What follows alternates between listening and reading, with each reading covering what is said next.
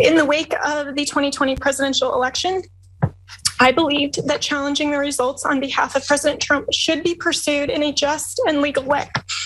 I endeavored to represent my client to the best of my ability. I relied on others, including lawyers with many more years of experience than I, to provide me with true and reliable information, especially since my role involved speaking to the media and to legislators in various states. If I knew then what I know now, I would have declined to represent Donald Trump in these post-election challenges. Hope you guys get used to statements like that from former Donald Trump co-conspirators, buddies, attorneys, doesn't matter. They all did the same thing, kissed his ass and did what he told them to do. There's Jenna Ellis now regretting her decision to take part in it. If she knew now if she knew then what she knows now, then maybe she wouldn't have done it. Well, I guess that's what finding out happens with. By the way, she, in doing and reading that statement, she's now pleading guilty and is a part of a plea deal. Part of those plea deals a lot of times come to turning in or at least exposing other folks that don't want to cooperate with investigations. And that's what Jenna Ellis is doing now. This specifically, if you're wondering which one of the 4 different indictments and 91 charges involved, it's the one surrounding the Georgia election interference case. Yes, that one. There was other ones, but of course that's one of the main ones, specifically since we heard all the audio and the coordination around it. Jenna Ellis being part of it, and we're gonna tell you how she's part of it after we tell you what she's about to be giving up in exchange for a little more freedom. The conditions of this plea agreement include the requirements that she serve 5 years of probation, pay $5,000 of restitution to the Georgia Secretary of State within 30 days, and testify at hearings or trials in the case. That's the kicker. Ellis is also required to complete 100 hours of community service and write an apology letter to the citizens of the state of Georgia.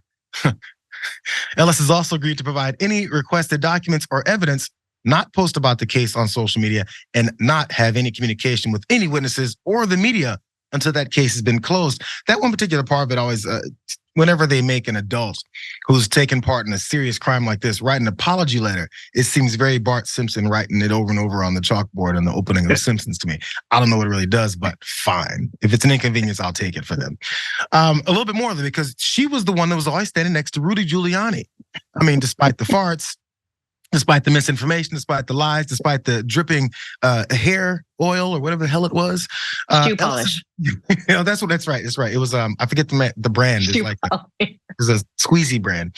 Ellis has implicated him as well, New York Mayor Rudy Giuliani, in this plea deal, in admitting that she aided and abetted his false statements to Georgia lawmakers at this December 2020 hearing, where they both peddled some baseless voter fraud claims. And last thing is what she's now charged with.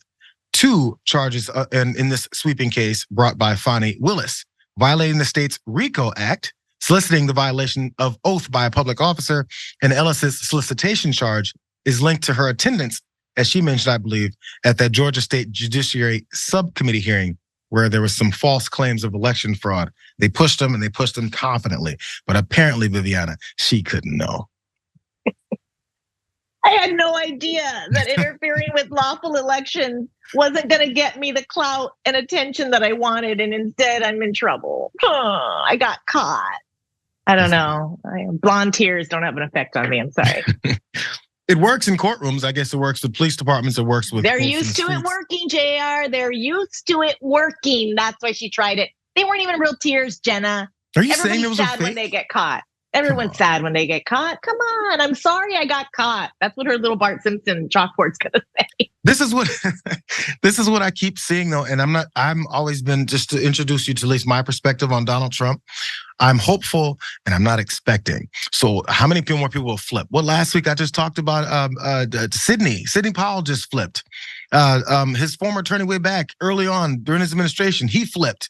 I'm forgetting everybody's names, but they all flipped. What's happened so far to this guy besides that mugshot, which is the worst moment of his entire process with dealing with the legal system? Nothing. Maybe I'm impatient, but this guy is Teflon Don for a reason. Do you see this actually sticking before we move on? Because I hate being the pessimist here. Not to him. Yeah. Not to him, but to all of these co-conspirators, yeah. Because now he needs his money that he claimed, which he never was gonna use to help them and their legal fees. He claimed he was gonna help them, but he needs that money now to win this election. So he can't help them now. You're on your own. You shouldn't have made any mistakes. You shouldn't have believed me. Your fault. And maybe they'll start spreading news to other buddies and friends and people who are looking for any kind of political clout or professional progression that this ain't the way. He's gonna get you and he's gonna take whatever he wants from you and leave you on the side of the road penniless. Yeah, I mean, they weren't the sharpest tools in the shed anyway. Anyone who was trying to jump onto that Trump train when he was interfering with an election, that wasn't a good decision. So I'm not that sorry for them. I'm glad that they're having to kind of, lay in their bed now that they've made it. But I think we're going to see a lot more of it, and they're going to pay their price, and it's going to be quiet. And Trump's still going to be, I hope he doesn't do what he claimed he could do, which is shoot somebody in the middle of Times Square. I mean, honestly, the way that things are going, if he chooses to do something that crazy, I don't know what would happen. Well, we already know. He weaponizes his supporters to do things like that, and then says they had nothing to do with it. I'm going to get them out of jail, but they're not connected to me. Doesn't have to make any sense.